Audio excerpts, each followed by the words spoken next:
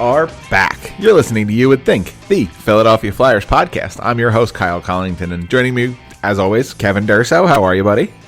I'm doing well, better than last week. Unfortunately, we took a pause unscheduled. Yep, we did end up taking a week off last week. As mentioned here, Kevin wasn't feeling too good, but we're back. We're ready to go. We're close enough to 100% to get a show out. So, yeah, I mean, like in all things, I took the show off. I didn't go to Thursday's home game because it was just still lingering too much, and then I was back at it on Saturday afternoon. So, well, we're glad you're feeling better. By that logic, if I was back at it on Saturday afternoon to cover the game, I should be back here on Sunday night too.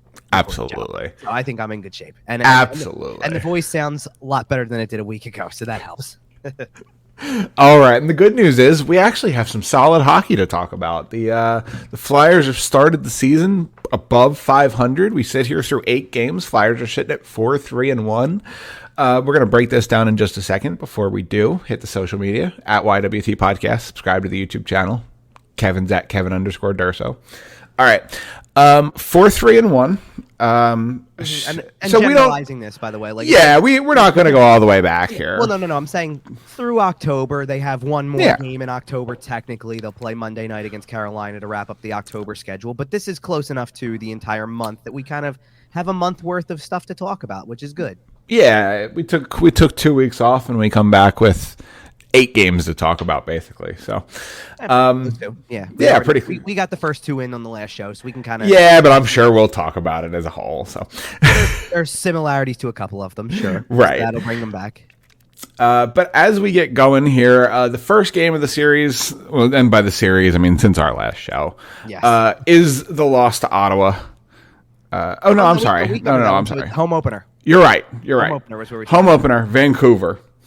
What a performance out of Carter Hart, eh? Sure. That was a big part of it. Believe it or not, like it wasn't the same kind of. And I'm going back to check everything because it was a 26 save shutout, which is obviously that's good. They outshot. Not going to turn it down. Well, no, they outshot Vancouver 42-26 though. So this was kind of along the lines of the Columbus game, that kind of overall dominant effort in terms of. They just did a lot of things really well in this game, and it was obviously entertaining.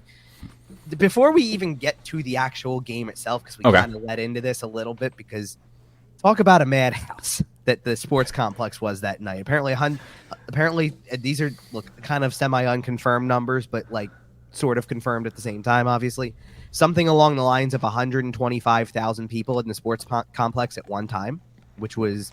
That's a lot of people. That's And this is what happens when you have 3 events going on at roughly one time, for one.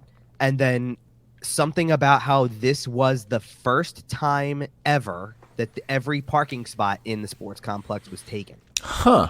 Now, I did not hear that one. That's fun. So that was supposedly the other side of this, which, so there were some... I lucked out. I will tell you this right now, in the sense that the Flyers game started 2 hours before anything else did. Which was done on purpose. Right. They did move it up. And so getting down there wasn't fun. It took me an hour and a half to make a drive that should take 45 minutes to an hour. Yep. So it wasn't fun.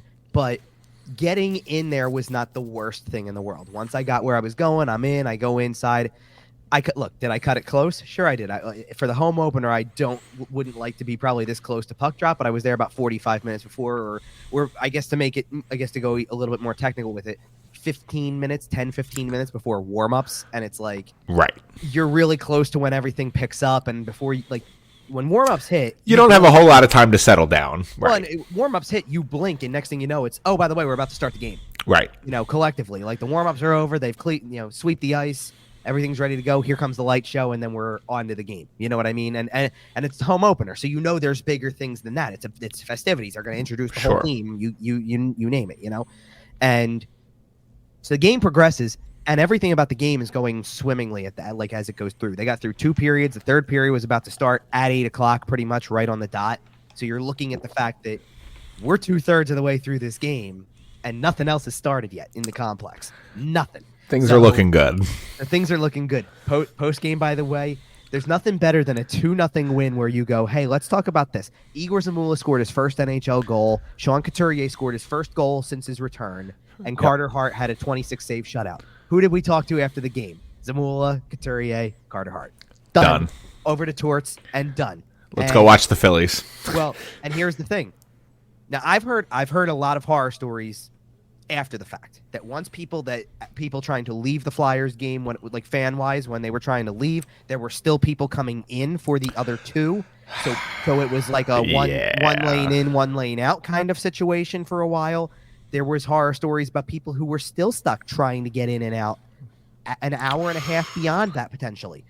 I don't know how it worked out for me. I got out of the lot that I was in, which now granted, yes, little privilege moment here. I'm in a media lot, which is like a little bit less packed than I don't think they're counting that lot towards the every space was filled kind of thing. It's a reserved lot. I get it. But I go out the gate and go basically hang a left and down the street, and I'm already exiting the one gate. Hang another left. I shoot straight down. I was on 95 in 5 minutes somehow. I left when the Phillies game was in the bottom of, I think it was I was walking out of the building between the fifth and the top of the fifth and the bottom of the fifth inning, right in the middle of the fifth inning. Okay. I arrived home. And again, I'm like, even with no traffic coming home, it's 40 minutes probably. Bottom of the seventh.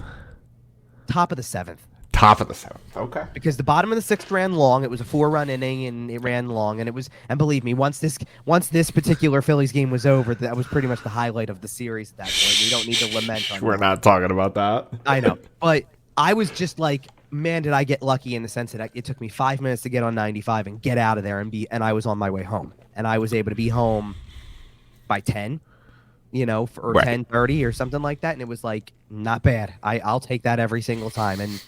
But like in all seriousness, and it was an interesting game too, because like for all the shots that I just mentioned that the Flyers had 42 total, they scored just under 2 minutes into the game and then scored with just under 3 minutes left to play in the period. So it's like, and then that was it. There was no more scoring for the rest of the game. Like, actually, believe it or not, like you're talking about Carter Hart's performance. Thatcher Demko in that game was stealing it for.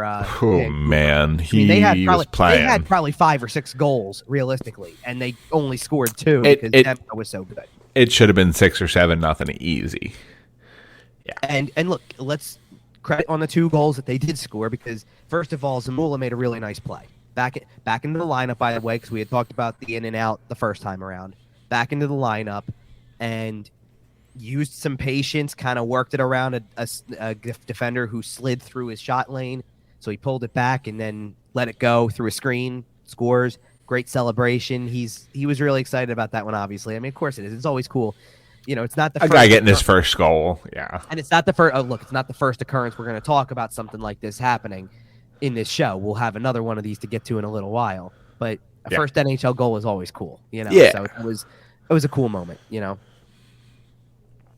Yeah, it was definitely awesome to see, and you get your classic scene: the guys mob him, somebody grabs the puck, et cetera, et cetera. Guy's first goal is always fun. Yep. And the other goal, not really first, but first back. It was nice seeing Sean Couturier pop one. It was a big deal. It's a big deal when he's and the goal itself, by the way, because it was Oof. He Sean Couturier pulled out the old Marty St. Louis move. Yep. And started moving backwards a little bit on Demko, and then pulled it back and scored. Nasty. And it was nasty. It was very impressive, and he certainly long time coming for him. He's back. Well, and he turned around. He actually kind of alluded to this after that particular game was over, because he talked about, to an extent, nearly 2 years having since played a game period. He goes, how kind of like in a way of saying, how lucky am I? First assist is a 2-on-0 breakaway. The first goal is a penalty shot. Like what's the luck that I have to be put in a situation where it's not, it was like, we're going to get to another goal that Couturier scored this season later in the show when we get to the next handful of games that are coming up and stuff like that.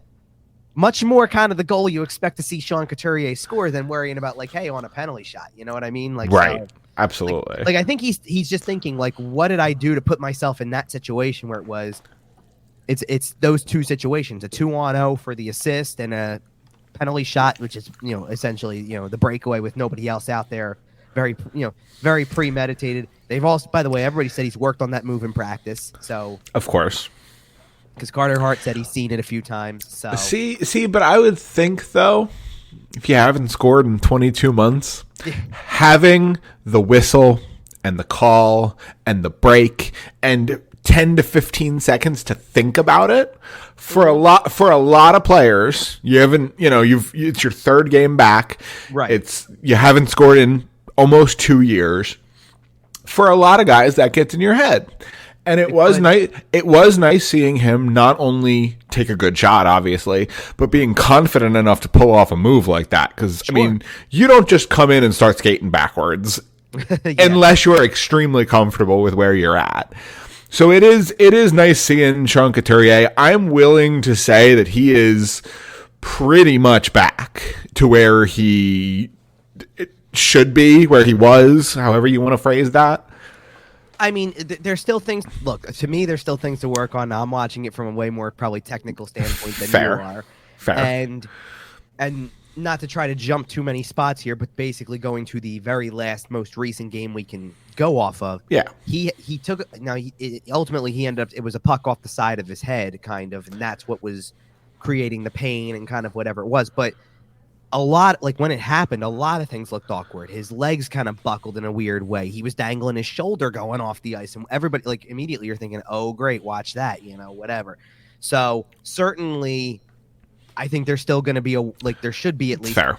I'm not saying it from a coaching staff standpoint per se, because they're already this is already not the case with them.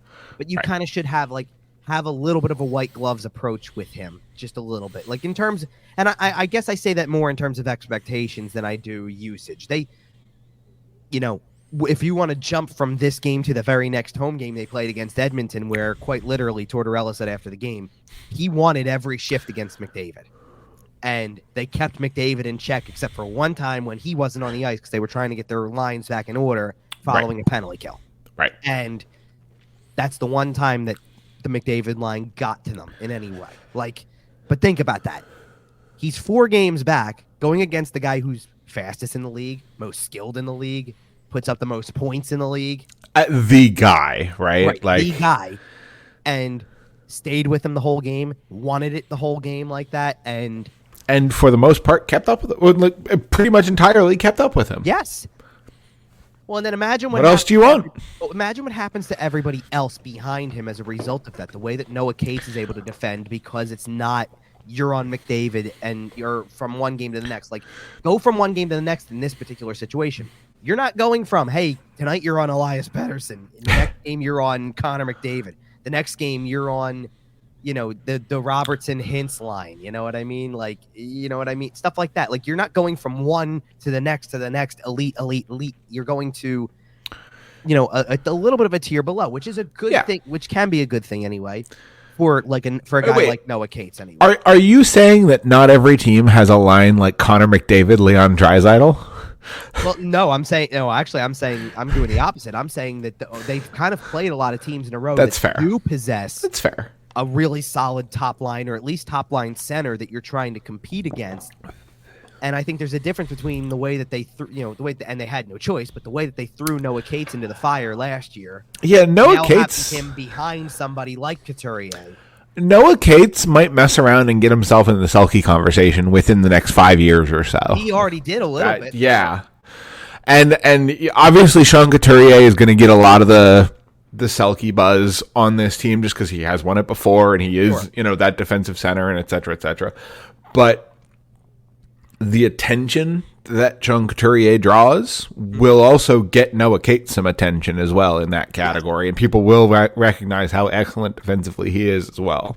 Yeah, I think so for sure. And well, actually, the bigger deal with Noah Cates is how much more does the offensive upside start to show up. He was already generating conversation on the defensive play alone, right? And had a modest rookie season for offensive production, but. Does that remind you of anybody? Well, yeah, I know. I mean, it's exactly the same path. There's no they're kind of like they're not cut from the same cloth and style at all, but they're following a similar progression that is similar. Yeah, absolutely. And and look, it's going to lead that's a good look. It's a good kind of. I don't want to jump too much from some of the results that got us to this point in the month of October. Sure. But one of our later talking points in the show has a lot to do with another member of that center group that isn't getting an opportunity right now and kind of the differences between, like kind of the why of this. And it's, and Well, to be fair, there's probably not really a good reason completely, because it's kind of going against a lot of. Well, we can touch on it here because a lot of this conversation did start sparking up after 3 or 4 games. And that is, what you're alluding to is the fact that Morgan Frost. Yeah. Catch us up on the Morgan Frost situation. So basically, the game that we are actually referring to, the home opener we're talking about, Morgan Frost was held out of the lineup. He was a healthy scratch for this game. And there was a lot of discussion about that topic. And, I guess there wasn't, I don't want to say there was a lot of it after in light of that game in particular, because the team played bad in Ottawa. Let's be real about that. They did. They played bad in Ottawa. It was a bad game, team-wide, whatever.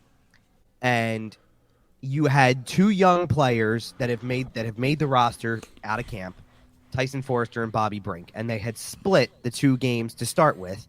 Right. And so, Brink needed to get back in the lineup. But I'm like, truthfully, I think that what Tortorella looked at from that game in general was Foerster should be able to play also. And sure. And the conversation that came into this kind of decision was who comes out then? Well, not just who comes out, but with Morgan Frost, because the natural thing to do, if you wanted to follow to the book, by the book of what was said in training camp, which was about being able to play the kids and it being a land of opportunity and all that type of stuff, then the answer was Nick Delorier, you're out of the lineup. Garnet Hathaway, you're out of the lineup. One Fair of those enough. guys, right? Yep. Somebody who doesn't factor into the long-term future of this whole operation that you're going through, this process. Right. But, and there's a level of this where I agree, by the way, that's your 4th line. They have a role. They also have a certain set amount of minutes that they typically get. You don't want to necessarily have Morgan Frost play just so he gets the 8 minutes that they do and plays in a role that's not suited for him at all.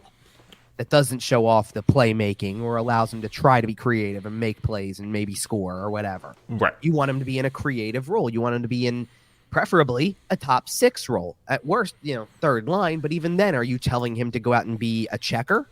That's not what you want to do either. No. But at the same time, I don't think that's like, there's an element where I sit there and I go, at some point in time, you draw the line on that if you're John Tortorella to an extent. Or not that you do, like, if you're him, but like, to me, that's where you have to draw a line, because John Tortorella's thinking is too much of the old school in that spot where how many 3rd lines are checking lines anymore? It's not made that way anymore. Your 4th line is pretty much the grinder line, and it's strictly only because of the fact that you have, out of the whole game itself, you typically have 7-8 minutes of time to work with, and that I understand not wanting to not wanting to put Frost in that situation. But what's the difference between Frost and Scott Lawton? Right. What's the difference? Like, let them play the role, because on your 3rd line, you're still out there trying to create. Let's remember for a second too that currently that 3rd line, if you will, is Lawton centering Travis Konechny and Tyson Foerster. What's the difference? It's a pretty good line.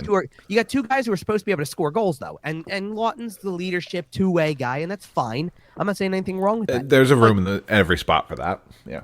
But every roster out there, you think every roster out there is going, our 3rd line's a checking line, so we don't want to put a guy who scores into the 3rd line. No, it's about depth anymore, and you've got to get over the fact that you think it's a checking role, and that's what they got to do to be the most effective and things like that. Like, well, and think about me in that respect. Well, and think about the guys you mentioned in terms of guys who should be coming out if we're looking based on merit.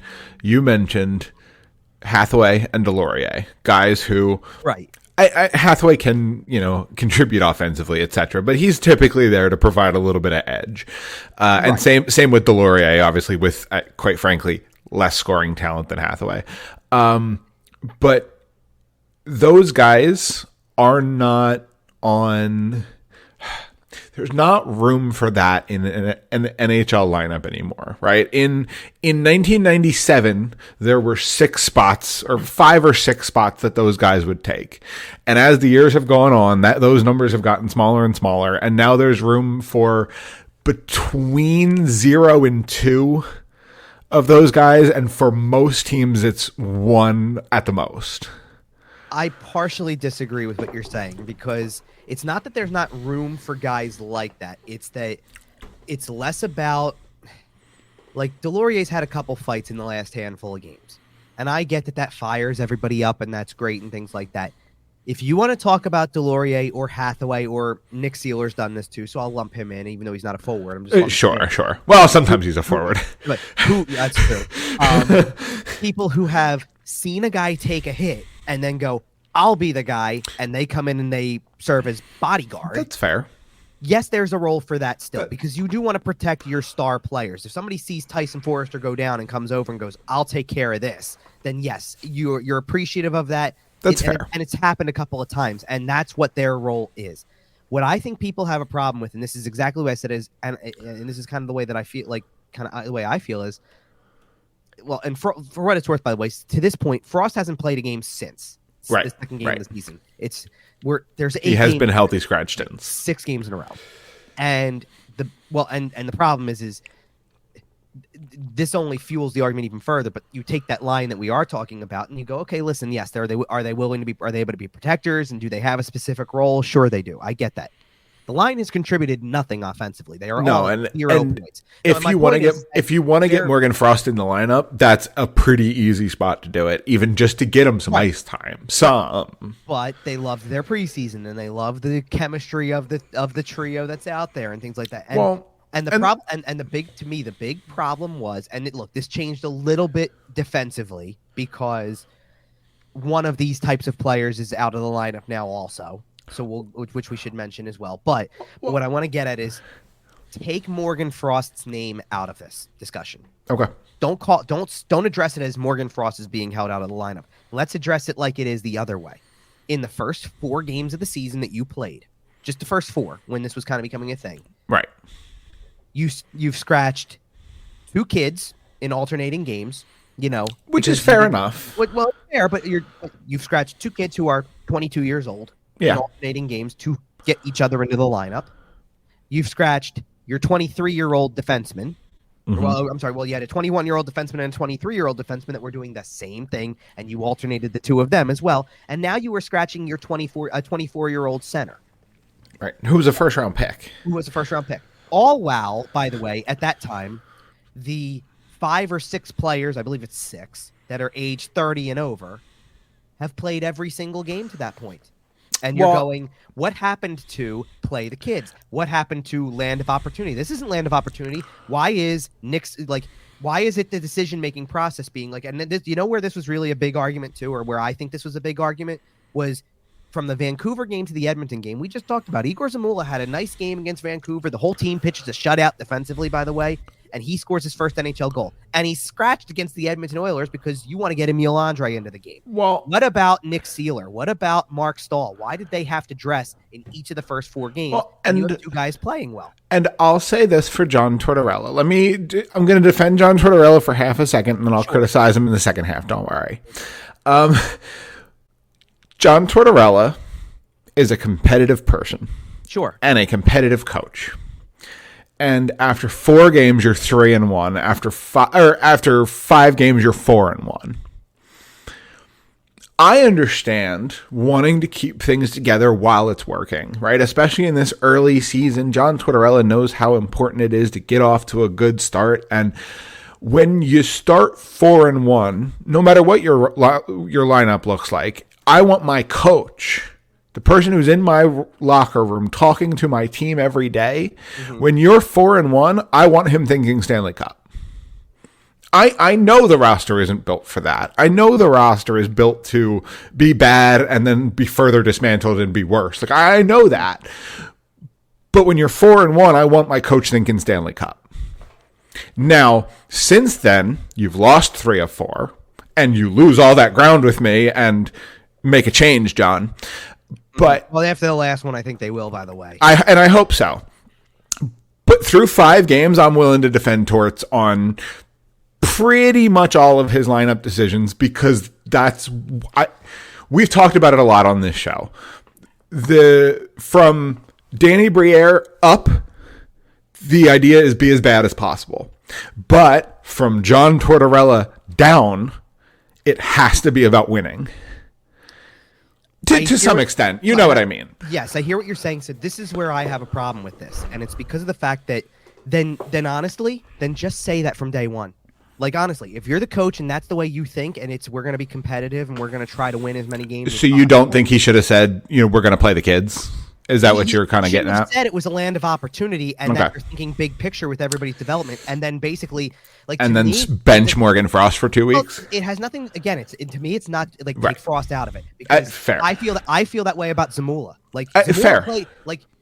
What message are you sending to a 23-year-old defenseman who just scored his first NHL goal and then the next game sits because Andrae didn't get to play the game before? That's fair. It literally took, again, he comes out day one, first day of camp. Mark, I know what kind of game Mark Stahl's going to bring, but I've told him we're not going to be able to play him every single game because it's about developing the kids. Well, how are you developing the kids if you play him every single game? I was going to say, he's played all 8, hasn't he? No, he got hurt. I'm sorry. Right. So yeah. Hey, guess what? After the 4th one, now you had to play somebody else instead of Mark Stahl. But I want to see you bench that guy. And they even have a freaking clip of him in this. They've done this video series on YouTube. They even have a freaking clip in a preseason game looking over at one of his assistants, probably Brad Shaw, who does the defenseman, and saying, I don't know how I'm supposed to sit him. So you already know what you're getting with him. It's that category of being one of Torts' guys, right? And it becomes very cliquey, and it becomes one of these things where next thing you know, you've got a player like Morgan Frost. And I'm not saying that Frost is going to be the greatest thing, and I'm not saying he's earned anything yet. Well, he hasn't earned it with the inconsistencies of his playing, of his playing career to this point.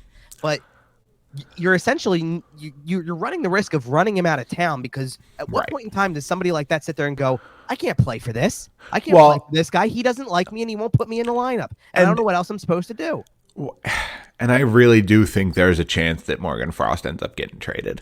But at a certain point, when it comes to Stahl, for instance, right. At a certain point, it's up to Danny Briere to take his toys away from him.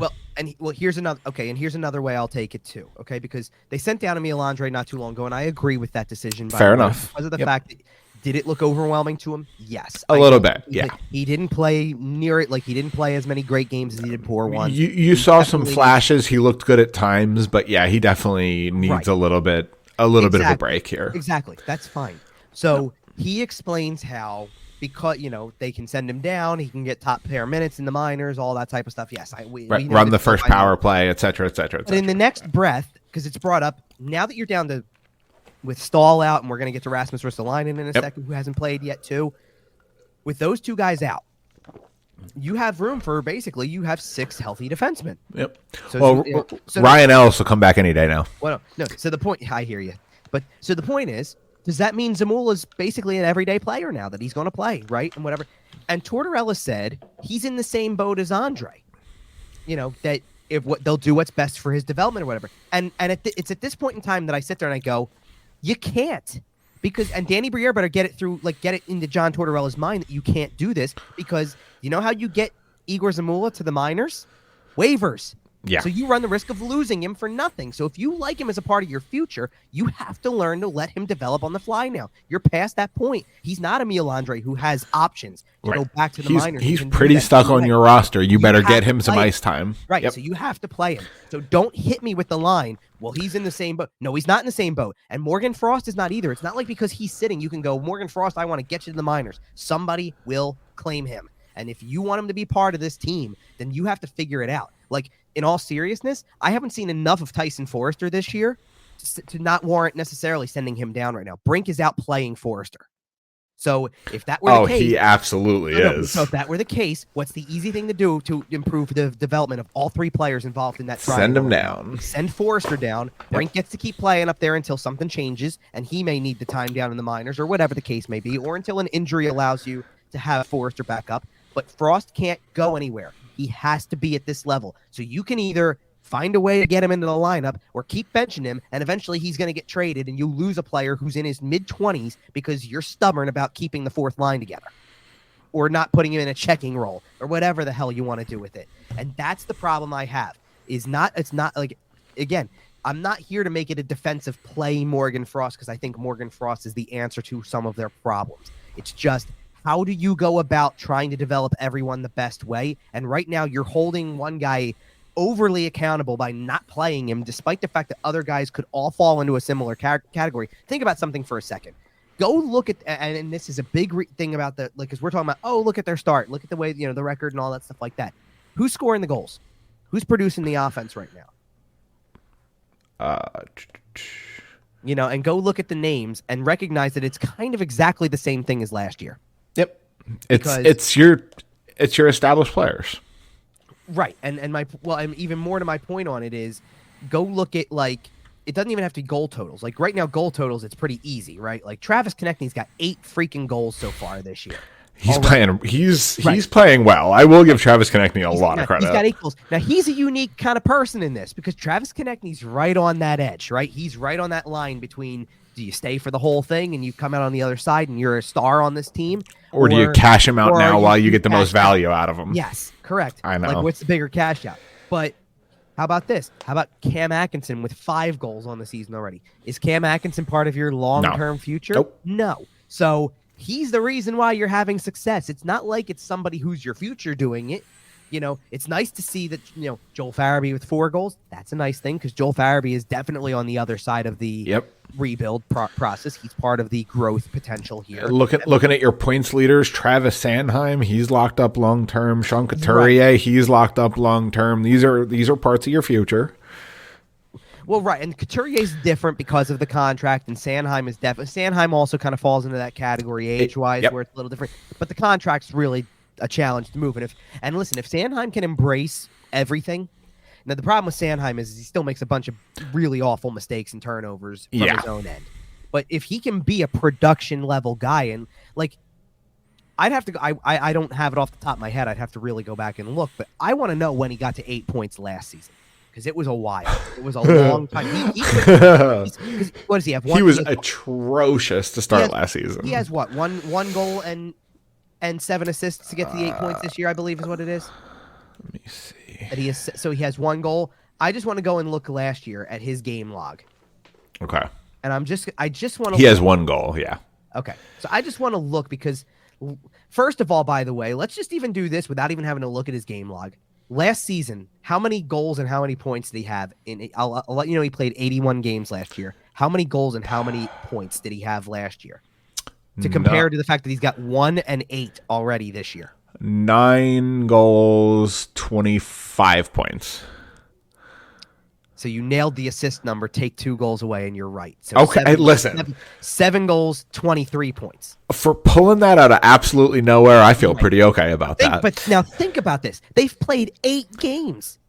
He's already a third of the way to his point total from a year ago. Okay, so I'm looking. Whether that is increased ice time, increased role, increased whatever, it's still really impressive. Now I'm looking at his game log from last year. Okay, I have it up here. Okay. I just pulled it myself, so I do know. Okay, so he got his first point in game number 10. See, his second point in game number 12. It took a long time. It took him 18 games to score a goal. By that point, he had a 2-point game that game, which was that was his 4th point. 5th came in game 20, 6th in game 21. His 8th point was November 29th. No, I'm sorry. His 8th point was November. His 8th point was November 29th against the New York Islanders. So he has gotten that. Is that right? A month early. No, hold on. That's not right. Did I count that wrong? Yeah, the 8th one was it's the next one. It was against Tampa on December 1st. Okay, December 1st. So it was the more than a month, more than a month early. Not even more than a month early. Let's go off of this one. It was the 24th game of the season. That means the season was a quarter of the way through. More than a quarter of the way through by that point. And that's what it took for him to get 8 points last year. He's at 8 points in 8 this year. He got those points 3 times faster. Right. That's insane. Well, and beyond that, by the way, let's go off of all this while we're at Travis Konechny is at 11 points through 8 games. Cam Atkinson's point per game right now. Sean Couturier is at 7 in 8. Joel Farabee and Bobby Brink are at 6 in 8. And Brink didn't even play every game. He missed one. Right. So Brink's got 6 and 7. Yeah, Bobby Brink can listen. Can we talk about Bobby or Brink here for a minute? Well, first of all, we need to anyway because we need congratulations to him as well for a first NHL goal. Second. Right. Long time coming because he looked like he was going to have his first about 4 other times already this season. I'm a little bit surprised he didn't rip the monkey off the back celebration Like it was getting there for him. He kind of looked. It was cool though. He looked relieved. He looked at the crowd though and kind of gave a like, "Come on, let me hear you," kind of thing. Like it was. I mean, it was good. It was the emotion was very fitting for a first NHL goal, and then he had the second one, and you can see. Let's this way. That, by the way, that's something special going on right there with what he's got going with Joel Farabee and Noah Cates on a line right now. That's something special going on. That is a line that everybody should be excited about every time they touch the ice. I'm going to throw a bold one out there. Sure. Bobby Brink might be my next jersey. Oh, that's interesting. Yeah. Well, the number change helps a little bit because now that he's picked a number. Like, he's picked a number. I wish I had an old Braden Chen jersey to repurpose. That's fair. Well, no, but you need a new one somewhere along the way. Yeah. I need the burnt orange, absolutely. I mean, you see it. It's nice, you know. It does look nice. Although Saturday they were the alternates, and it was kind of like, oh, that's kind of a disappointment after all the other times we watched the other ones. Fair enough. But yeah, I mean, like, and like, Cates is finally coming along with some points and things like he's at 4, which again, 4 through 8 games is not bad. No, not at all. Clear, but he had a few games where the points were not coming, and it was like, this is not great. You know what I mean? Like, he's not producing offensively. He's probably, he's still playing well defensively, but, Owen Tippett was like that for a few games. Now he's up to 5 points in the last handful of games because he didn't have anything for a little while, and, that's kind of all I'm trying to get at. It is interesting. We saw kind of in the first half of the season, kind of got the first half. It's only been 8 games. You know what I mean? The first several games, you kind of saw your top pairing produce, and as we get into the back half, you start seeing the depth produce, but we haven't seen the results. It's been, like I said, they've lost 3 out of their last 4. It's been interesting. It's a good thing, right? Seeing the depth guys kind of get going a little bit, but it has, for some reason, come at the expense of the product on the ice. So I don't know. And it's going to a little bit. Yeah. Like here's the thing. So they play the game they did against Vancouver.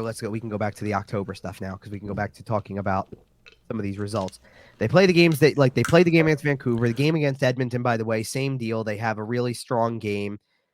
Joel Farabee got it going in the first period, and then kind of just when you thought it was going to be kind of that competitive game because Cam Atkinson scored early in the second. It made it 2-0, and then most of the second period is gone, and right after a power play, here comes Zach Hyman scoring a goal. McDavid was out there to set it up. It was, you're going, okay, they're going to come around now. Time to start playing a game. Yep. Right, and they took a penalty not long after it, by the way. So it's like, here comes the power play too. Yep.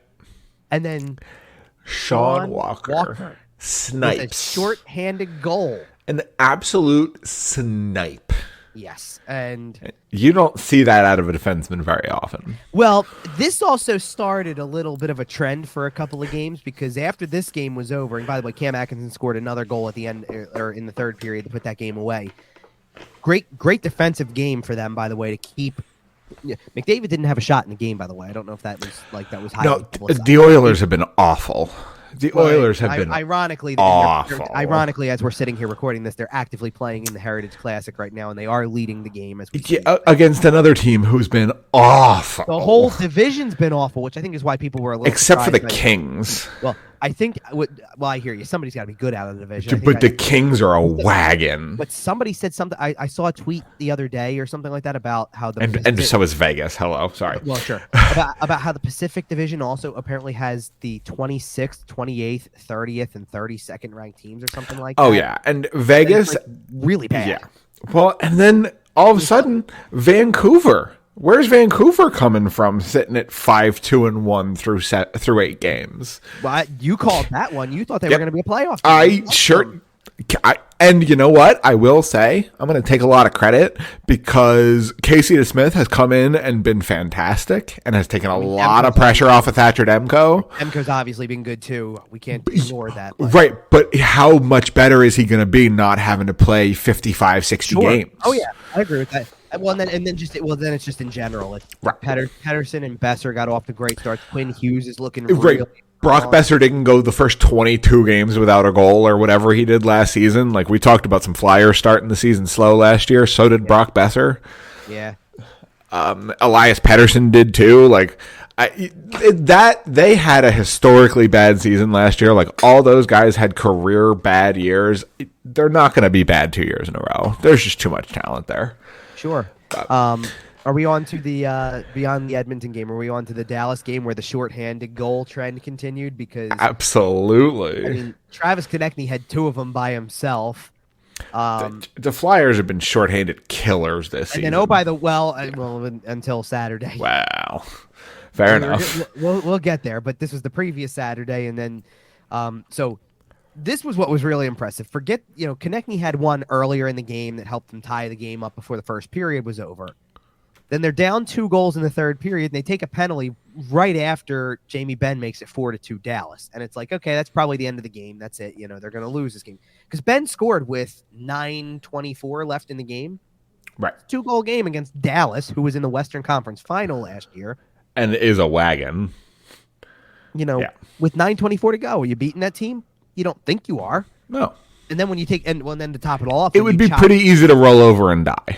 Well, the other part of the equation is also when you chop 2 minutes off of that and go, well, now you're killing a penalty. Mm-hmm. So what are the alternatives? You're either going to have 7.5 minutes to put something together and get 2 goals, or you're going to give up another goal and it'll be a 5-2 game.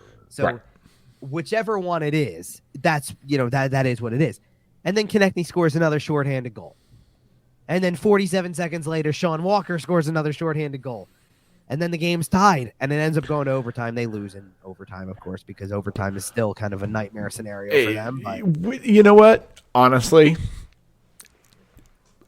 going to the 3-on-3 overtime against Dallas, you don't expect to win that. You don't have anybody who can, outside of Sean Couturier and maybe Noah Cates, you don't have anybody who can play with Rope Hintz. You don't have anybody who can play with Jason Robertson. You don't have anybody who can play with Miro Heiskanen, et cetera, et cetera, et cetera. They just out-talent you, and that's fine. Sure. But the fact that you're willing to storm back and steal a point, obviously we're talking 8 games into the season about a team that's probably going to end up not being very good, but that's the kind of thing that I talk about from John Tortorella down. It's got to be about winning. And that team stormed back. Belief. Yes. Because that's what Tortorella talked about after they beat, I guess it was after they beat Minnesota during this week. Right. Was that the room just has a lot of belief that they can do. They can hang with any team. That they can play. And absolutely. And that's going to be that's definitely a big deal as you go through the process and things like that. And really they played like that going through the game against Vegas too, because they had a 2-1 lead in the first period and they held it all the way until the final half period and half of the third period. I will say that was one of those losses that was, I called it devastating in the chat. It wasn't, whatever, but it's a little, I can tell you what you called it. What did I call it? You said it, what a choke job. And I'm like, it's not really a choke job against a team that just won the Stanley Cup. But it feels like it when you're leading. You wanted to see them. And you know what though? Here's the thing. I don't agree with it because I know that there's a lot more steps before they're on that level of that team. Of course. But John Tortorella would have agreed with you probably because John Tortorella's mind was Cam York tried to make a play he shouldn't make in that spot. Right. Well, and that leads to the puck being in the zone and that still being in the zone, and that's why you didn't clear it, and that's why you ended up on your heels again, and that kind of thing. So, well, of course. And no coach is ever going to be happy with a mistake with 33 seconds left in the game that costs you a point. Exactly. Or costs you 2 points. No coach should ever be happy with that, no matter how bad your team is. I don't care if you're the 0-16 Detroit Lions. If you make a mistake with 30 seconds left to cost your team the points, the game, no one's going to be happy about that. Now, like I was saying for a second, or like we said from the top of the show, because we didn't do a show last week because I was under the weather. And Tuesday was probably my worst day of it all. And now just picture, if you will, and I'm throwing this mention in very quickly because we're going to get off of it because we said we're not talking about it. After watching the Phillies bow out in the playoffs first, then having puck drop was 11:17 Eastern time for this game. Yeah, it was tough. I know I've talked about my schedule before and the fact that it's an hour behind. It was a little tough even for me. Right. Now, man, if I wasn't dealing with the cold that I had and how bad it was, I probably don't genuinely. I don't care because I'm probably still up at 1:30 in the morning watching anyway. the game. Yeah. Well, just in general, I've watched West Coast games regardless. And That's fair. It doesn't bother me that it's 1:00 in the morning. But this wasn't even a West Coast game. Most of those start at 10 o'clock Eastern. This was an hour later than even that. Sure. Like it was 9 o'clock local time. Poor. Because they did that was for TV. It was and I will admit, TV spectacular, and it was a cool look. The concept was cool. There were some Frozen Frenzy was great. The network thing was great. Yeah, the additional channel, the very red zone like channel that they had going, and it was their first iteration of it. Oh no, this is when I say the execution was bad. I don't necessarily mean from the TV angle. Okay, what I do mean is that like from the scheduling. I think you can do better than a Tuesday night in in mid-October, early season in October. Yeah, that's fair. Like, when you really should have something like this? Saturday night. Well, not even necessarily has to be Saturday night. You could really... Well, afternoon into the night. Well, but you could position yourself really well to say, listen, we have 4 games we want to get on television. 1, 4, 7, 10 on a Saturday. 1 o'clock, 4 o'clock, 7 o'clock, 10 o'clock. That's your schedule for ESPN. Right. And the rest of the games, we're going to find a way to stagger in between those times. So what was that? Every half hour. What is that? No, yeah. So what is that? No. So what is that every? Well, I didn't mean every hour, like on the hour. I'm just saying like every. No, I got you. The hours in between those games, we have to figure out how to stagger the start. Probably one game every half hour or so. Right. And you could still do it with hey, the last game of the night is still going to start at 10:30 at night Eastern time, which is not out of the ordinary for whatever West Coast team you want to pick. No. One area where I think they missed the mark on this was, if you wanted to have a game that started that late, I don't have any problem with it. Why did it have to be Vegas Flyers? And I'm not specifically making it to the Flyer standpoint. It's why did it have to be Vegas? It could have been Vegas, New Jersey. It could have been Vegas, Boston. It could have been Vegas, New York. I don't care. Why was it? Why did you do it when an East Coast team was in a West Coast market and bump it to the 11 p.m. Eastern time? Because I don't disagree with that, but I will say that I think if you are going to start something at 9 o'clock local time, right? Vegas is just about the only city you can do that and get away with it with reasonable expectations. I'm talking about the live gate. I know you're talking about kind of the TV audience, but right. Well, no, because I'm trying to maximize it for everybody. You want to start a game that late in Vegas? I'm on board with that. Do it when they're playing the Canucks. Right. Why wasn't it a game where it's right in the time, like in the same time zone as somebody else, or even Western time? Yeah, that would be ideal. No, I know. That's all I'm saying. It's that was the only issue. So when that game was winding down, and they lose it with 30 seconds left, painful. To avoid overtime, I was thanking everything. See, because I just didn't want to go through the possibility of another 5 minutes to potentially shootout. And we're really wrapping at 2 a.m. I totally get that, but at the same time, at least overtime's fun and you get a point out of it. I was looking at it like, man, I really just watched this whole game just for them to come out of it just nothing, huh? Yes, I hear you. I hear you. And I look, once you get to that stage of the game too, yes, you would like to come away with something for. And I'm just tired and want to go to bed. Like you took Vegas 59 minutes. Like you led Vegas for almost 59 and a half. Well, you know what I mean. You were in ahead of that game until the very, very, very end against, like you said, a team that made it to the Stanley Cup final last year. They were the Stanley team that Cup. Won the Stanley Cup. Like they're the team, man. Like. You don't need to beat them, and I know it was Scott Wedgwood. It was their backup, wasn't it? It wasn't Aiden Hill, was it? Logan Thompson was. It was Logan Thompson. Oh, they're splitting. It's fine. They're both the starter. It's fine. You stretched them to the limit. You took them to the end, and coming out of that with nothing is a little disappointing.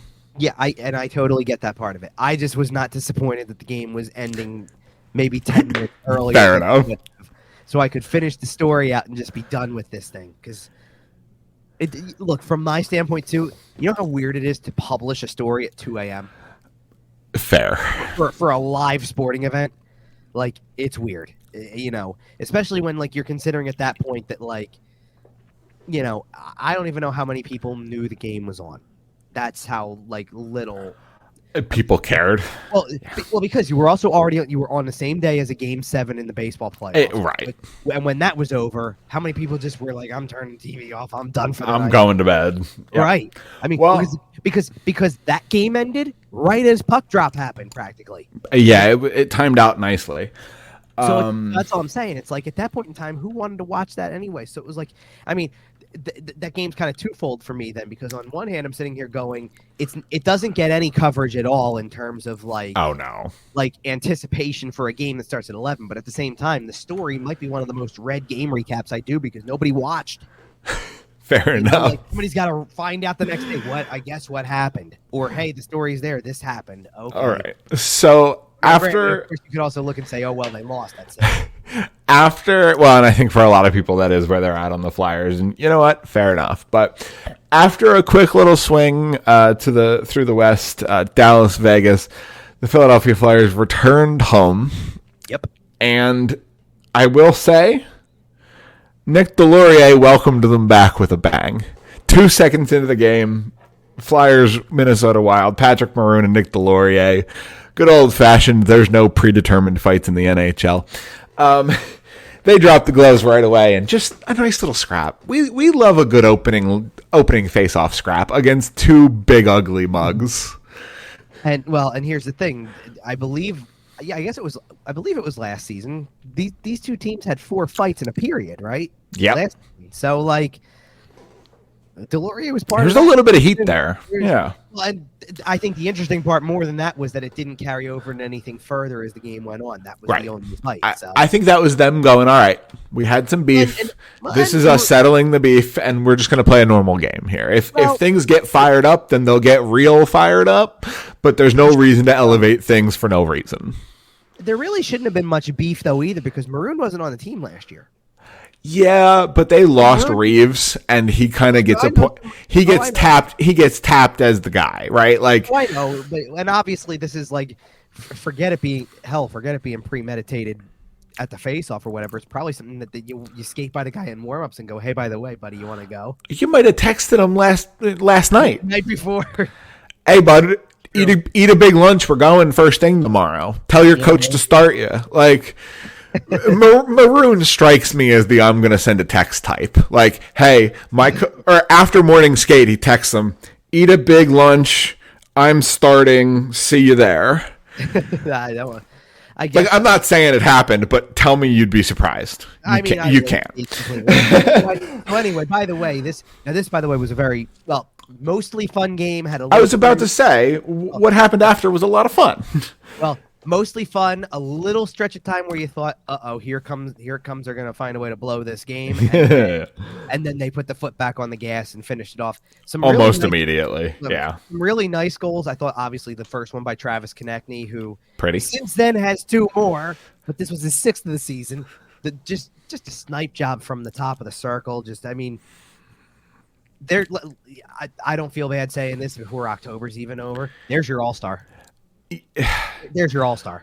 And I mean, unless what you were talking about earlier, I mean, it probably doesn't happen until after the all-star game, but unless he's your trade bait, right? I mean, I don't think they're interested though. Like, again, the problem with Konechny is that, like, well, you're right, because look, you can look to sell high, but the problem with Konechny right now, or the problem with the idea of trading him even within this season, unless it's directly at the deadline, is he's still got another full year left on the contract, and you have to find a way to make the money work. They can't just retain salary for the rest of the year. And then if they do it at the deadline, it's pretty easy to eat salary for a year and 15 games.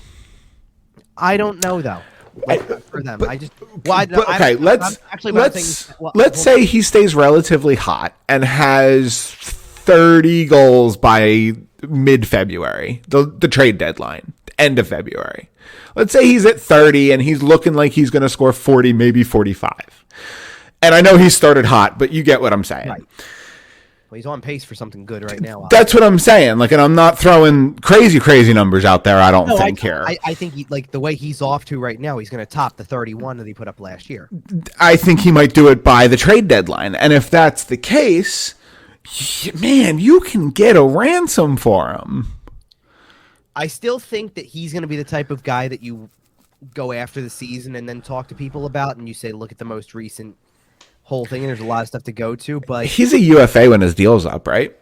Well, yes, he is. Maybe you let him go and trust that he loves you enough to come back. I don't know about that, and the only reason I say I don't know about that is because I think the players who are like him, who could be as good as they are, especially if you go to another team, don't hit the market very often. It's not even that they don't hit the market. I would wonder if he would become if he would just fall in love with the type of place he would go to where they're also winning. Fair enough. Like, to me, him having this kind of success when the team is not good is what you have to make the decision of whether you want to keep or whether or not this is the ticket to something bigger. Okay. You know what I mean? Like if you want to cash, like this is, you're either trying to sit on the lottery ticket and saying he's going to be part of the end solution of the process and we're keeping the lottery ticket no matter what. Right. Or I'm cashing in my lottery ticket because of the fact that he's already on track to surpass his career high in goals from a year ago. And obviously points would kind of come into play with that as well. And like you kind of, as of right now, you have to pencil him in as the other winger on Mitchkov's line, right? In 3 years or whatever. Sure, tentatively. And like, here's the thing. Beyond that, what happens if you continue to grow this thing out where maybe he's not even the best winger that you have and he becomes a second line guy and he scores like that. But at that point, does it make more sense to trade him while he's a first line guy? Well, yes, that probably would. Right. So and I'm not taking anything away from Travis Konechny. I love Travis Konechny. It's by far the toughest decision. Absolutely. Because I think in the grand scheme of things, you can look at every other player, Sean Couturier and Travis Sanheim included, mind you, and take guys like that and say, listen, why would you not be, or why would you be comfortable? Let's just say it that way. Why would you be comfortable trading Couturier or Sanheim? Because of the contract length. Because if someone was willing to take from the contract length standpoint, where you're kind of going off of uncertainty of how they're going to hold up, how they're going to, be in 7 years, right? You're taking the uncertainty away of that. That's fair. You've got a guy right now, like in Konechny, who's got one full season left on his contract after the current season. Yeah, you have to make a decision on him. You don't get the luxury of letting it play out and then. I agree. Like, that's the thing. If Konechny was the guy who had 6 years left on his contract, you're currently riding it out because you're going to go, hey, we signed him for that length of time, and he can be on the other side of the rebuild. Because here's the thing. If you have to make this decision now, by now I mean by this trade deadline, because if he is on your team with intents on getting rid of him at next trade deadline, no, you're doing it wrong. Because all he's going to do in the meantime is score goals and help you win games. Sure. The only amendment I make to that, and I know that this kind of goes a little against what you're saying, because you're right. Like, I get it. He's helping you win games, so you're right. It makes no sense to trade him at next year's trade deadline. No, it does not. To me, the decision needs to be made by the offseason. If he comes back for next season, that is fair. Then you have your answer. You're intent on keeping him. Right. But if you're intent on trying to get the most out of what you have and you think that you can maximize draft picks, maximize prospects, then I think you trade him in the offseason. If Travis Konechny is on your team at the end of the first round of the draft next year, he's probably you might as well sign him. Like, he's a lifer, which is fine. Yeah. Like, Travis Konechny, I love Travis Konechny. I would be perfectly content, happy, thrilled to have Travis Konechny as a lifelong Flyer at this point. Like, I have seen enough grit, tenacity, skill, ferocity, whatever terminology you want to use in his game to know that he is a Philadelphia Flyer. And if he is here for the rest of his career, I will be nothing less than thrilled. The production helps, obviously. Yeah. Well, I'm saying, because if you were a guy who plays like I think people are kind of like there's people who are looking at Scott Lawton's start to the year, let's just say, and going, if Danny Briere had what was said to be out there, then maybe you missed an opportunity. So I will say the production is nice as far as Travis Konechny goes, but if there's ever a statue of him outside the Wells Fargo Center, it'll be him doing this. Yeah, that's true. the teeth thing, if you know what I'm talking about.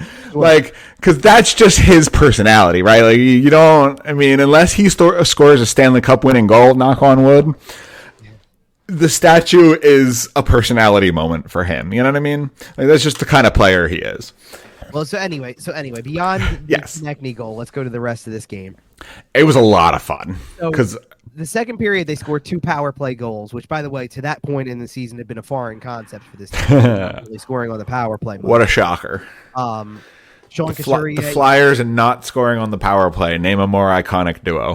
So Sean Couturier first, and this was the goal that I was alluding to earlier, where this was a Sean Couturier goal. In the crease, kind of had to win a little bit of a stick. Just get it there. Gets it there, and then scores the goal. Like,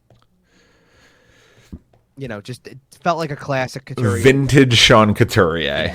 Yep. And then not too long after, we already brought him up, but Bobby Brink, the first one. And now, did he get lucky? You better believe he did, because that puck hit an official skate and went right through him. And he had a look right from the top of the slot and was looking at Philip Gustafson's 5-hole, not ready to close it off, before it was going to go through. And just snapped it home.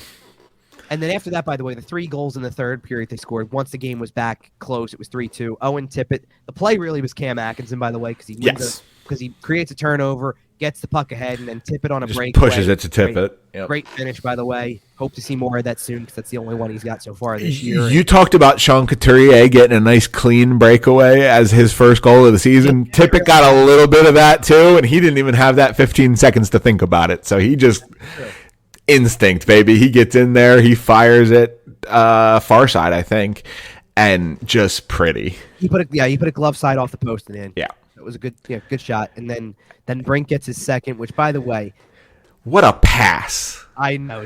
Joel Farabee just absolutely rifles it. And I know he's not involved on this particular play, but this is what I was talking about with the Noah Cates, Joel Farabee, Bobby Brink line that's been together for a little while. See, that's a line that right now I'm not breaking up, and I don't care about the bad games against Anaheim and things like that. Like, I'm still not breaking up that line because they're generating. They look like they have really good chemistry. And then, oh, by the way, go to the next goal, the 6-2 goal, which another first goal of the season. We've already talked about Travis Sanheim a lot already, so I don't want to linger. That is the goal we mentioned earlier. Tyson Foerster looked like he had his first goal of the season on that. Yep. Puck rolled on him at the last second. It's on edge. It goes wide. But he stays with it, gets the puck back, makes a nice still gets the chance pass right to the slot. And which, by the way, to the slot where Travis Sanheim is just cutting right on through. As he tends to do. And then just lets it go and scores a goal. So it was a really clean play. You can say what you want. You can say what you want about Sanheim defensively, but when it comes to contributing offensively, he's really good. He's a talented offensive defenseman. He can be, and I hope that maybe the increased role is helping. Yeah. Now, here's the interesting part. We're talking about Saturday's game against Anaheim like it's a completely bad game. It wasn't really a completely... I mean, they scored a couple of goals later on that kind of helped turn that score around. So, yes, a little bit. It was a kind of awful game. It was an ugly one. Yeah. Hold on a minute here, because they got off to what felt like a pretty decent start, and they made 2 mistakes. The first was there was a turnover through the neutral zone that led to the rush the other way, and that's where Ryan Strome scored the first goal of the game. Less than a minute in. Yeah. And then you had a power play where you're trying to kill it off, and again, you're like, just one of these things. It was a bad, just kind of bad timing. You left a guy with time and space. It was on another kind of transitional entry, and Frank Vetrano scores. Right? Yeah, it's the NHL. It's full of super talented players all over every roster, and sometimes Frank Vetrano beats you. Yeah. Now, I have a complaint about this game that is a complete coaching decision, and I would have done something totally differently than what John Tortorella did. Okay. Sam Ersson started this game. That is not the mistake, by the way. Okay. I agree with the start there, because A, you have to find time to get Ersson in if you're going to have him be the backup, and B, Ersson played the Ducks twice last year and won both games and looked good doing it both times. So just for the history angle of it, too, this was not a bad game coming off of Carter Hart beating Minnesota, and Carter Hart pretty much, assuming we can pretty much definitely say at this point, getting the start against Carolina on Monday. I certainly hope so. Then if you're looking for a kind of a pocket to slide Sam Ersson into for a game, that might be it. Hey, it's Anaheim. The Pacific, we kind of alluded to it. The Pacific has been pretty terrible. Would you say 28, 30, 31, 32, something like that in the league? Yeah, something ridiculous. That was going into that day. I'm sure that Anaheim's not necessarily right there. Give Anaheim. They just got 2 big points. That does a lot down there. Well, they just got 4 big points because give Anaheim some credit. They were down 3-1 against Boston 2 nights. Oh, yeah. Back win. So that mattered. And then same thing. You had that happen, and then you had then they beat the Flyers. So, and the Flyers were not like coming in, like they were coming in obviously off of a good win themselves. So certainly nothing to that's no slouch of a win either. Absolutely. But either way, so this was a good pocket for Ersson to get a start. So I'm not worried about that. Here is what I do have a problem with though. Carter Hart was the backup on Saturday. After the first start that Ersson made, Felix Sandstrom was the backup, and they just gave Carter Hart the straight-up day off. Right. Why didn't they do that again? Maybe there's no good reason to answer it that way. Like you could have just sat there and said because Hart was going to be the guy who sat on the bench. Like to me, if Hart's sitting on the bench, he's in a position to be able to play in the game. So maybe there's something to it. I don't know. Maybe this is part of the goalies are weird thing. Maybe there's something about the game day routine between the starter and the backup, and you want Carter and Sam Ersson to develop a little bit of that, camaraderie, bond, whatever you want to call it. Maybe. I don't know. Goalies are weird. The only reason, I hear you. The only reason I don't understand it is because you're carrying 3 goalies still. We're through the first month of the season. You're carrying 3 goalies still. Right. Clearly, that's just what you've decided to do for now. But you decided to do it for now because you don't want to put Sandstrom on waivers, which, this is why I made the comment I did about what Tortorella said about Zamula. It's like, you do realize that because that's the whole reason you keep talking that you haven't really had to talk about the goalies, because you should have to face a decision for this. You should have to make a decision. Sure. And you haven't had to yet because a handful of injuries have helped and, whatever. But either way. So if you're carrying 3 goalies, you may as well use them and just give Carter Hart days off so that you have the ability to, when this game goes to 4-0 after a goal that you can make the switch. The goal should never be allowed. The first one. Fair. It's 3-0 because nobody even sees it go in. Apparently, the only person who saw it go in was the guy on the ice. Was Frank Vetrano. Right. That's it. Everybody else didn't see it. And then not long after, Adam Henrique scores 2. And I just thought that was the moment that you pull him. Fair enough. Clearly, he doesn't have it today. The team doesn't seem to have it. And then, by the way, right after that, they scored 2 goals really quickly. And by the way, guess who? Cam Atkinson, Travis Konecny. Right. Thing a theme here. Sure, but if you pull your goalie, maybe the momentum change, completes and they actually do come back. You never know, but you don't. They do or do not. They still got those goals in that spot. It's just what I don't like is when the third period rolled around, like this is, and it's where I disagree. I agree with Tortorella because Tortorella talked about the third period after their game was kind of really out of reach. The fans who were there were giving Sam Ersson Bronx cheers. Yeah. On anything that was mildly a save. Right. And there was a lot of grumbling about that in terms of that's ridiculous, all that kind of stuff. And Tortorella obviously addressed it afterwards too. Of course. In only the way that John Tortorella can. That's how I'll say that. Yes. But I kind of have to criticize Tortorella for not for saying that it's ridiculous, but for not having kind of a prevention mechanism on the bench is what I'm saying. If it was in your head that no matter what, Carter Hart's not playing today, right. then put Sandstrom out there, and at least if when the game gets out of hand, if something happens, then Sandstrom gets a chance to play. Right. Well, and a lot of rosters don't have that luxury, but you do, so use it. Especially. Well, and what value what value does Sandstrom bring if he's not doing anything? He literally watched every single game except for the one that he got to take warm-ups in. Right. And and at a certain point, make a decision with him. Either play him, trade him, or waive him. Or try to trade him if you can. They probably are. I wouldn't be shocked if they are. But But I bet you there's nobody biting on that one, and then they don't want to lose him for and nothing. they're not playing him, and like maybe you're not playing him because you don't want him to get hurt, but like you're not showing other teams what he can do. Like, it doesn't make any sense to me. But either way, it's beside the point at this point. It's just that was my problem with it. And then as the game got more and more out of hand, which by the way, Trevor Zegras scores in a power play. It was directly off of a turnover. They were trying to get out of the zone too quickly to get a shorthanded rush. Turnover happens. Now it's a 4-on-2 the other way. Of course, you give a guy like that time and space, he'll score. They came right. By the way, they called the timeout after that. Not immediately after the timeout, they came down and scored again, so it was 6-2. Konechny scored again on a power play to make it 6-3. They got a power play right after that was kind of like, interestingly enough, that was like, hey, maybe they'll get another one to come back or whatever. And instead, they gave up a shorthanded goal to Vetrano, hat trick complete. Yeah. And then Farabee scored with 3 minutes even left to finish it off. To make it look better, I guess. and here's the thing. I don't mind the part where Joel Farabee gets his fourth goal of the year. Konechny continues to score goals. Like, they can. Those are good things. They can be good things. What I disagree with is that as the game got out of hand, there's no reason why Ersson has to wear that whole game. Because if you go look, like, go just out of curiosity, and I'll pull it up. I'll pull it up. But go out of curiosity and just see what Sam Ersson's numbers are this year. Oh, I can't imagine they're very good. Because let's put it this way: the goals against I'll give you because you could probably deduct it pretty quickly anyway. He gave up 5 against Dallas and then 7 against Anaheim. Fair enough. And the only thing that is saving him from what the average of those two numbers is the fact that the Dallas game went overtime, so the time on ice increases and brings it down just a hair to 5.91 instead of 6. Yeah, but the save percentage at 760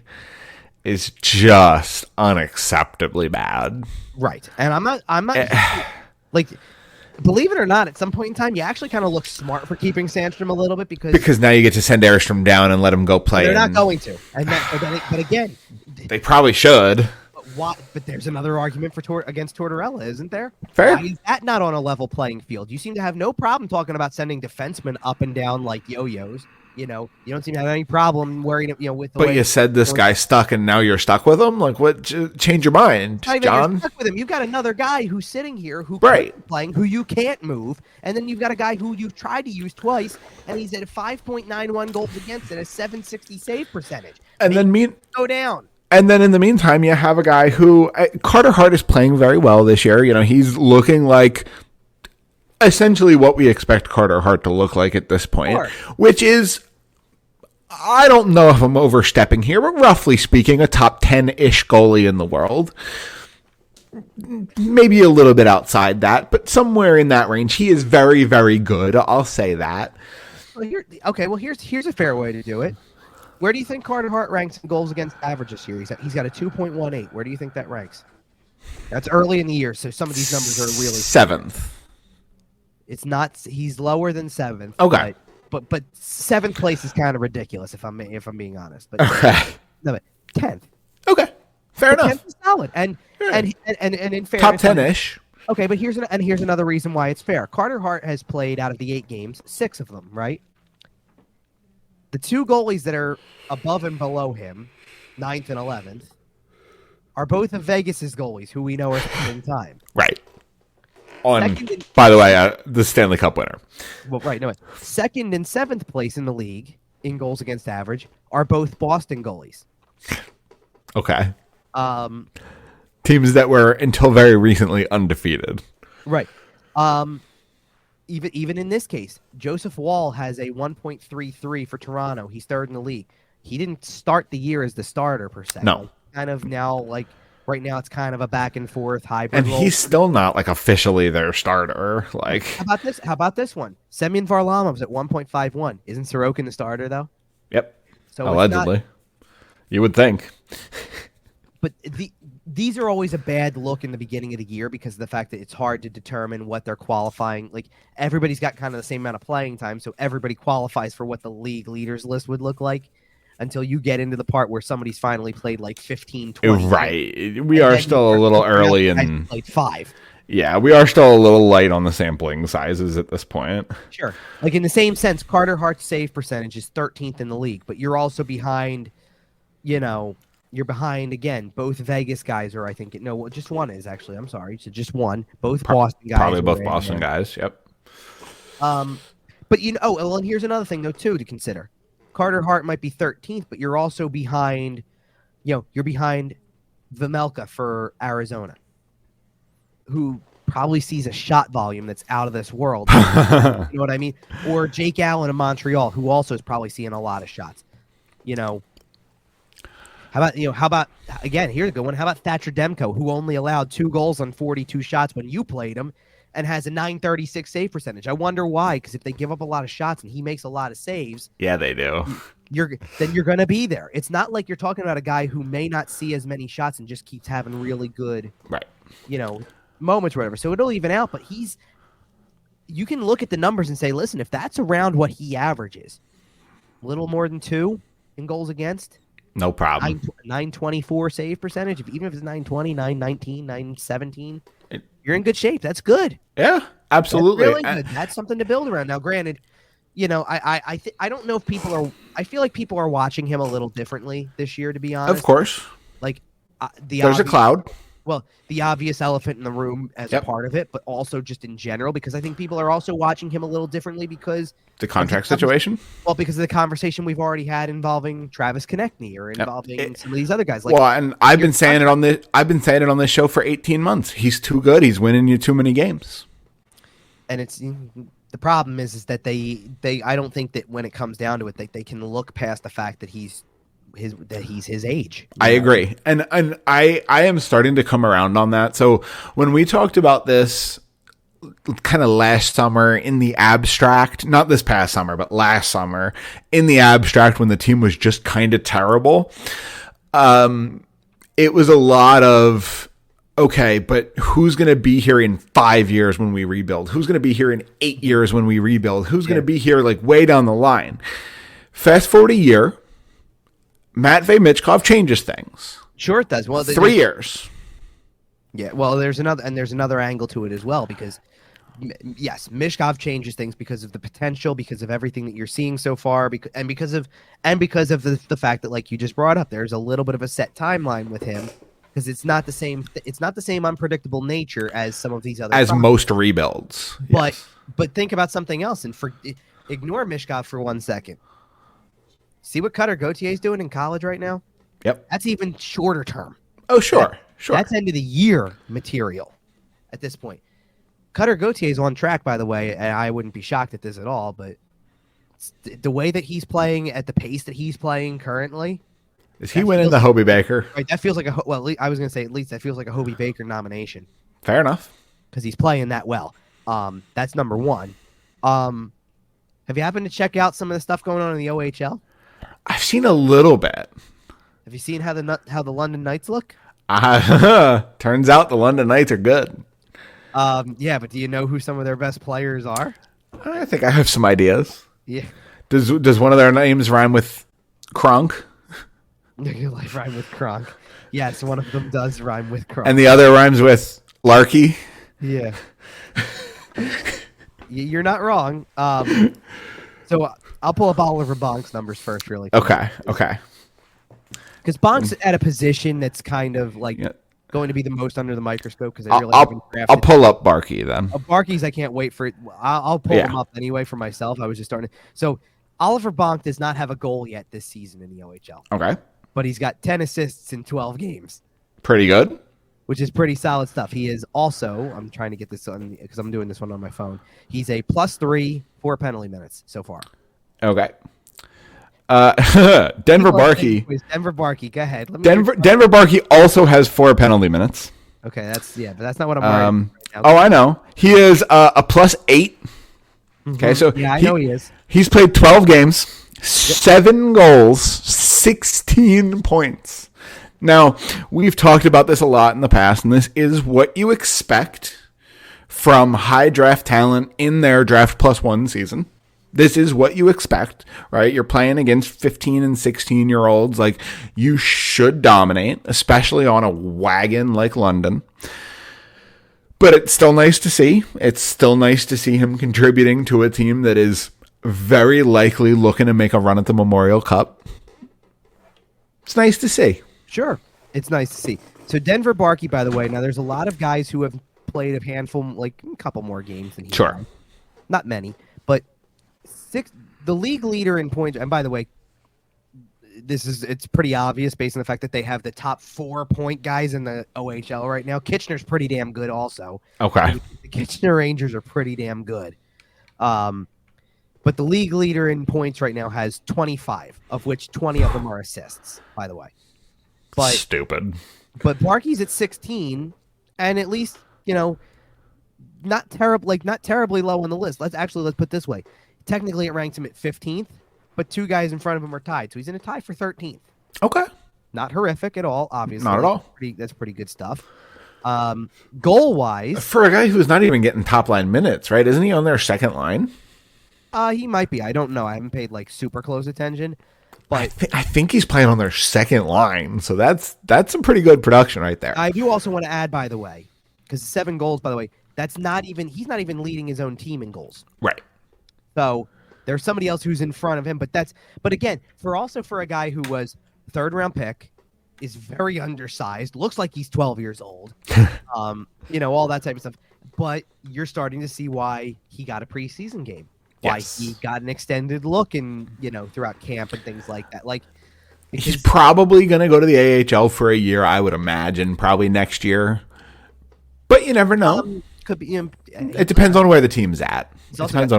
He's got 2 years of eligibility left. He does. He can go back to juniors again next year. Okay. Yeah, so he might go back to juniors even again and try to. And then come straight back up. Yeah, that's fair. Well, see, that's okay, and that's a fair thing to also look at too in terms of another factor with this is that some of these guys who put up 20 some odd points in that short a period of time are 20 years old or 21. Right. They could be 20 probably, and they could 20. Be +2 is what we're yeah. They could be draft +2 guys. And you're just beating up on freshmen in high school at that point. It's like, come on. Exactly. So last couple of things, I guess, before we get ready to get out of here soon. Yeah. First of all, we didn't really talk about this yet, so we should, because Rasmus Ristolainen has yet to play a game this season. Right. We did talk briefly about the lack of defensemen, and this is a big part of that. So what's going on here? The headline is what's going on with Rasmus Ristolainen, and what is? Because nobody seems to know the answer. What is going on is he hasn't played a game yet. What is going on is that he is still on IR. What is also going on is that this is following a timeline that people are very familiar with when it comes to the Philadelphia Flyers. Which sounds a little Ryan Ellis-y. A little bit more Cam Atkinson last year kind of thing because of the fact that it was. Yeah, he might even play in the first game of the year. Oh, okay, he's not going to play in the first game of the year, first couple, but that's okay. He'll be ready. Home opener's probably on the table. So I do just want to remind you that Cam Atkinson ended up not playing last season. I know. So just hold on. Then it turned into there was a lot of belief that we actually said it on the show because I said Anthony Sanfilippo had something on it that Andrae was going down, right, and Ristolainen was going to be the next guy up, right. He was going to come off of IR and he was going to play probably. Eventually, it turned into he was going to play Saturday against Dallas. The Saturday against Dallas, I should say. So that was a week ago. Then earlier this week, it was, oh no, he actually he had a setback, so now we have no timetable. So isn't that how it typically goes? That he'll play the first game of the season possibly. No, maybe not that one. Maybe the next one. No, wait, he's he's coming back on the fifth for the fifth one. Nope, now he's. Yep. Fool me once, shame on you. Fool me twice, won't get fooled again. By the way, once it got I'll believe it when I say it. Yeah, by the way, once they got to a point where Andrae wasn't going to play at the NHL level anymore, the call-ups were interesting. Because now I don't want to look. Torts can't be blamed for this completely because, as much as as much as we've been saying the stuff about play the kids, land of opportunity, all that kind of stuff that kept being said and things like that. When they call somebody up from the minors, Tortorella consults, actually, it's Danny Briere who consults with Ian LaPerriere and the staff down there with the Phantoms and kind of gets a feel for who's good to call up. We really want to do this, or we right. Here's what we need. Who you got? Right. So what they came back with was they called up Victor Mete and Louis Belpedio. Your favorite? Good old Louis. Good old Louis. Who played the first 2 games, by the way. Belpedio got the go over Mete. Yes. And there was a big kind of thing about why not Addard, why not Ginning? What maybe answer, Louis Belpedio is my next jersey. Listen, it's not necessarily a weird thing in preseason, I guess, because everybody's kind of floating around and there's numbers all over the place and things like that. But legit game where there's 6 guys out there and they're actually on the roster, like with consistency. You don't see many guys running around with 37, especially on the blue line anymore, do you? No, that's fair. Number 37 on the blue line was interesting. But trivia question: when was Louis Belpedio drafted? They actually said this the other day because he was drafted by Minnesota. Okay. I believe they said he was a 3rd-round pick. Okay. In what year? Oh, in what year? Was he in the 15? 14. Okay, it was around that time. Yeah, but he's 27 years old. So we love seeing a good little underdog story. I mean, yes. Look, yes and no, because again, there's a lot of people that are going to sit there and say what happened to the kids. But I do think before he got to Philadelphia, he had 4 NHL games. True. Come on. I hear you. Come on. Yeah, but again, you're thinking about it. I know. It's because it's a big picture approach. It's, I don't know what that's solving or anything like that. So it's a little, I know, but if you've been listening to this show long enough, you know I love my fringe lineup, guys. Shout out Hayden Hodgson. How you doing, buddy? I hear you. Either way, you get the point, and, so we'll see how long that lasts, too. I don't know. I mean, yeah, it just is what it is. It's fair. I'm not going to be I don't know how many weeks of this season I'll be able to do this. Right. Well, and where we're just pounding about the lineups all the time or whatever. Of course. And as far as Ristolainen goes, we don't really know anything. And at this point, until we know something, I'll believe it when I say them. I don't say yeah. Yeah. There is what it is. All right. He's Ryan Ellis. Off to the schedule for the week, by the way. We already hinted to the fact that they play Carolina on Monday. Carolina, by the way, has been a really interesting team. Because they've been pretty bad. Well, they've been banged up a little bit. They just got Svechnikov back. They just, they've had a couple other guys who've kind of been in and out a little bit, things like that. They've kind of gotten it back in the right direction because I think at one point, they've won their last 2 games. That brings them to 5-4. They're in 3rd place in the division. Nobody's running away with the Metro right now. That kind of helps too. Right. So they're an interesting team. We got the home and home with Buffalo on here as well. Buffalo, also an interesting team. Buffalo has been good. Good and bad at the same time, though. The record has been bad. Lately, the results have gotten a little better. They're kind of coming back around on it. Speaking to Sunday specifically, by the way, they handily beat Colorado. They did. Which is a pretty big deal. They've kind of had some things not go their way either. Devin Levi's been out with an injury. Yeah, that's unfortunate for them. So that's kind of the guy that you think is going to be the goalie of the future for them. Yeah, but at the same time, don't put all your hopes on a 21, however old he is, 21, 22-year-old kid who I hear you. Is hurt, right? And I know Ugo Pekka-Luukkonen's there. He shut out the Avalanche on Sunday. He is a guy who they have looked at as their goalie of the future in the past. So if he shows up and plays well, I don't think they're going to be upset about it. But yeah, they were leaning on Levi, and having him, be out of the lineup is going to be a problem. And then, by the way, you close out the week against one of those good Pacific Division teams, the LA Kings, who are they're looking like they're ready to go. They're looking like they're ready to hit the ground running. Right. And couple teams are going to chew up the Pacific. And I know we've talked about the Pacific being a division of haves and have-nots. And you have Vegas, LA, ... Edmonton, and then everyone else. But those teams at the bottom really are pretty terrible. Right. Now, Edmonton, by the way, I can say it with certainty. They're about to win the Heritage Classic. So okay.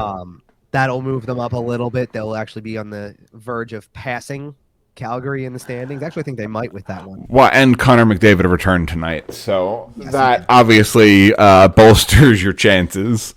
Sure it does. And I will wonder now if he was rushed back for the Heritage Classic. probably a little bit. I don't feel like I saw him as much as I could have, just because it was, an easing back in. I think they wanted him there more just for the presence of it. And that. But either way, and you certainly understand that. But this is a good week to see kind of again what kind of team this is, because Carolina's tough. Buffalo can play the Flyers tough, despite being behind them in the standings right now and kind of on the upswing. And by the way, McDavid played 23 minutes, second most out of forwards. So he was out there. Yep. Draisaitl played 25 and a half, but other than that, it was McDavid. Well, I did see a lot of power play time for what it's worth. So maybe that's an easy way to ease him back in, because he's not trying to speed through the neutral zone. You just stand there and be skilled. Yeah, and like I mentioned earlier, Calgary's friggin' terrible too. So yeah, they are. Either way, so we'll see. This is gonna be a good week to see kind of how this goes. Hopefully, another good week of developmental type numbers from certain guys, and we'll see how it goes. But certainly a step. Not, I'm gonna say step in the right direction, but kind of a good way to start this thing off. So yeah, it'll be a fun week, and we'll be back next week to talk about more. 2 weeks. Oh, I'm sorry. You're right. 2 weeks. We will be off next week. I am coming back to the area for a friend's wedding, but I am doing it so quickly that we will not have time to throw a show together. So we will be back in 2 weeks. That will be November 12th. Yes. We will be back November 12th with a new episode. Make sure to subscribe to the YouTube channel. If you hit the notification button, it'll send you if you hit the bell, it'll send you a notification when the episode goes live, so you can check it out right away.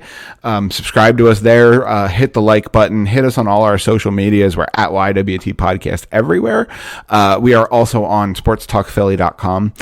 Follow Kevin on all the socials at Kevin_Durso. Follow Sports Talk Philly at Sports Talk PHL. There you go. And the ticker at the bottom of the screen there reminded me. So that'll do it for us this week. We will be back, like I said, in 2 more weeks. And until then, we'll see you.